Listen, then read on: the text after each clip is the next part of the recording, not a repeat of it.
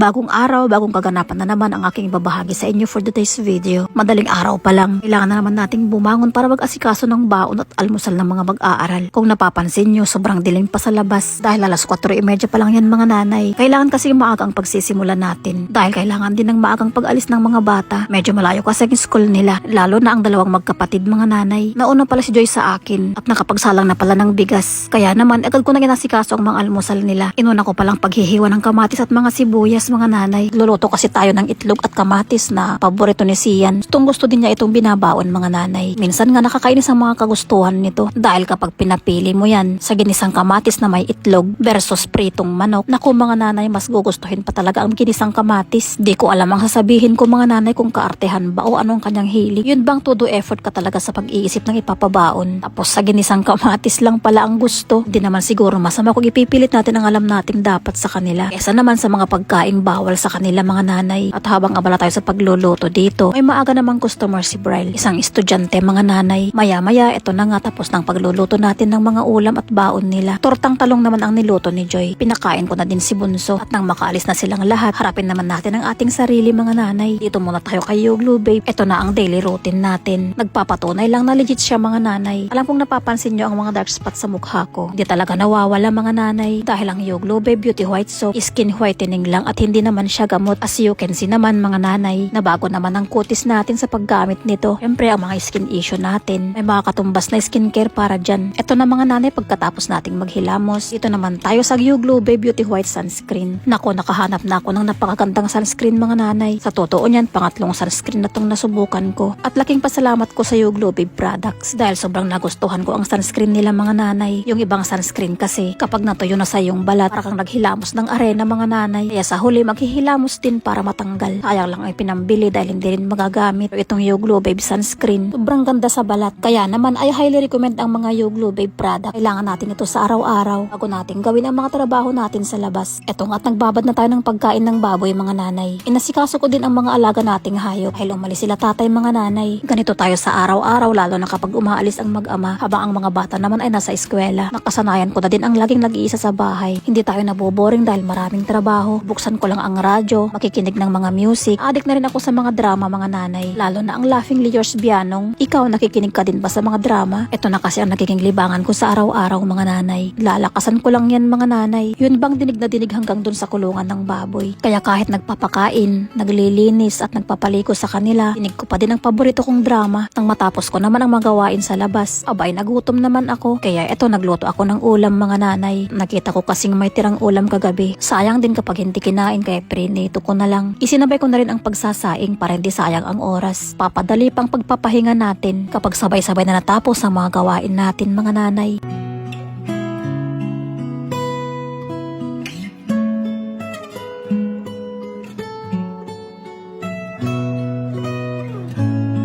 At dito ko na lang isasalang sa lutuan ng kahoy. Mas masarap at mabango kasi ang kanin kapag lutong kahoy mga nanay.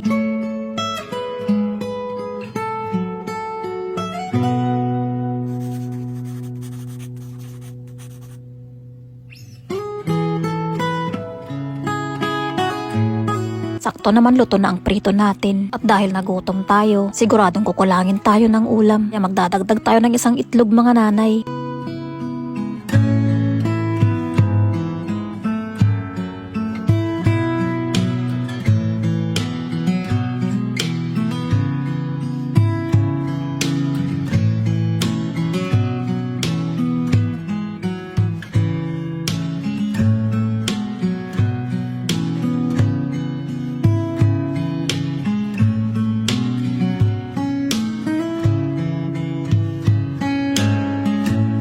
Para kumpleto ang ulam, ito ang masarap at simpleng sausawan. Toyo at kalamansi at masarap din sana kung may sili kaso nga wala naman mga nanay. Sarap sanang appetizer. Para mga nanay, samahan niyo ako sa late breakfast natin.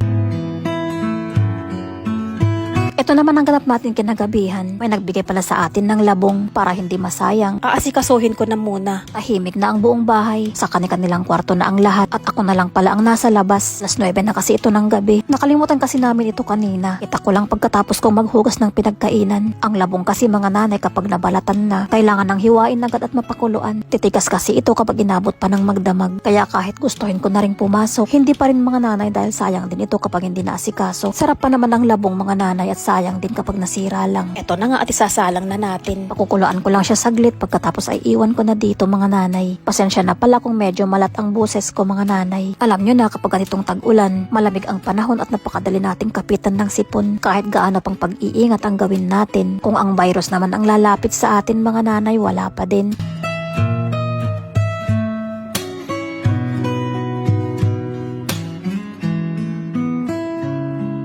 Habang hinihintay natin kumulo ang labong, syempre bago tayo matulog, makakalimutan ba naman natin ang Yoglube Beauty White Soap? Syempre pagkagising mo sa umaga at bago matulog sa gabi, lagi nating kasama ang mga beauty products na to. At pagkatapos ko namang magbanyo at makapagpalit ng damit, nalikan ko na isinalang natin mga nanay. Saktong-sakto dahil kumukulo na nga. Kaya iniwan ko na lang siya dito mga nanay, kailangan na din nating matulog dahil gabi na.